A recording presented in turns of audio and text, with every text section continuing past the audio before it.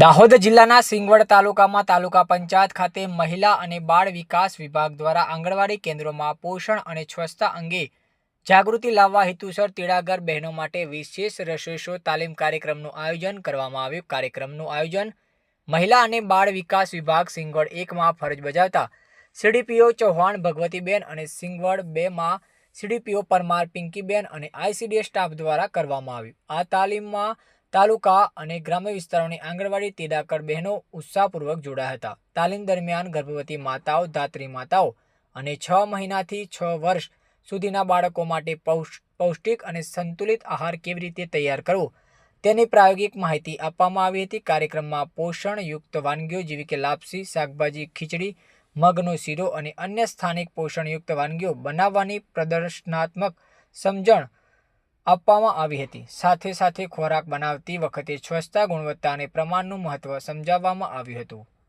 Editor and chief Pankaj Ninama, Dahod.